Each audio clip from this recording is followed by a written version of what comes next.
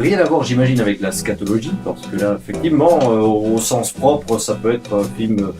Mais bon, je n'en ai pas vu, je ne veux pas en voir. Hein, voilà, ça c'est sûr. Tu as les nanars, c'est-à-dire des films mauvais, mais alors tellement mauvais que ça devient stratosphériquement drôle. Tu as les navets, c'est-à-dire les films qui auraient pu être réussis, mais malheureusement, ils sont ratés. Hein, c'est pas toujours réussi le cinéma, malheureusement. Et tu as les films de merde, c'est-à-dire les films où dès la montée du projet, ça faisait tout pour qu'il y ait un film de merde.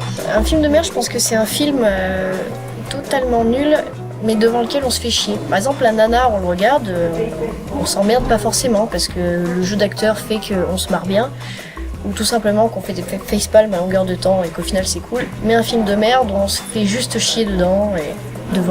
Un bon film de merde, un vrai film de merde, c'est pas un film cynique, un film qui essaye volontairement de faire de la merde.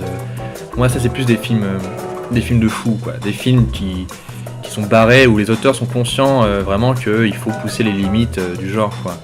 Pour moi, un film de merde, c'est vraiment un film qui essaye d'être un bon film, qui essaye honnêtement et qui échoue lamentablement. Déjà, tu te fais chier. Deuxièmement, tu n'as aucune envie de suivre le scénario. Et troisièmement, tu n'as aucune empathie pour l'acteur, l'actrice, le bébé, le chaton, le raton laveur, j'en sais rien. Ou en fait, tu as envie qu'il crève. En général, c'est un film qu'on oublie vite. Qu'on oublie parce que c'est creux, ça n'apporte rien, c'est mal joué, c'est mal monté, mal scénarisé, enfin, mal. Pour moi, ce sont des films qui, avant tout, chose principale, se prennent très très très au sérieux. Il faut que les acteurs donnent tout, il faut que la musique donne tout, il faut que le montage donne tout, et il faut que les effets spéciaux, s'il y en a, soient beaucoup plus ambitieux que le budget qu'ils ont.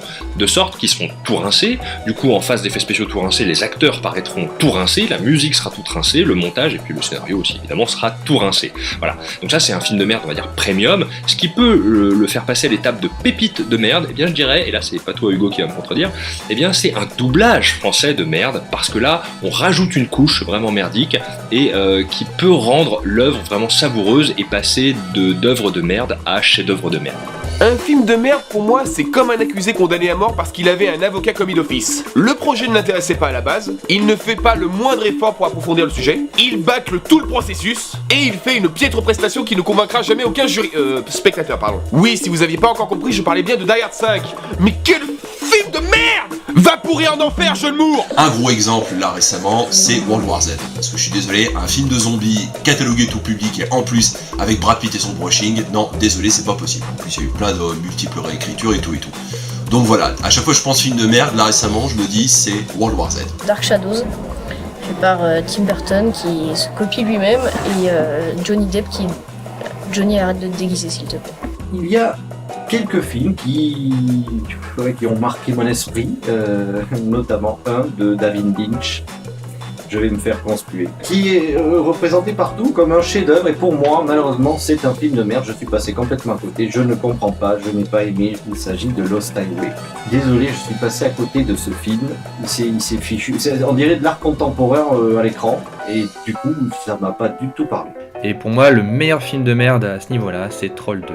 Troll 2, c'est à la fois un des pires films jamais vus, et en même temps, à force de le regarder, à force de voir tout ce que les auteurs ont essayé de mettre dedans, et même si ça marche pas, il y a une certaine innocence et une certaine honnêteté dans la façon de faire, et c'est pour ça que pour moi, c'est un parfait film de merde. Star Chaser, un film d'animation sud-coréen où en fait tu as juste envie de t'ouvrir les veines dès que tu regardes le film parce que c'est tout pourri, c'est juste à chier. Cette bouse de Postal, je comprends pas. Weibol, il sait pas faire des films d'action, il sait pas faire des films d'horreur, il sait rien faire, et là il sait pas faire des comédies. Ouais, je suis satirique, regardez, on rigole de trucs. Ce film est dégueulasse, je peux même pas dire à quel point je hais mais profondément ce film. Vraiment, pour l'anecdote à la con, c'était j'avais un chien quand j'étais petit, et 20 ans après il est mort quoi. Et en fait mes potes me font allez, t'inquiète pas, on va te requinquer le moral. J'étais complètement truc, et on va te montrer Postal et tu vas voir, c'est un film rigolo et machin. Je hais ce film de merde.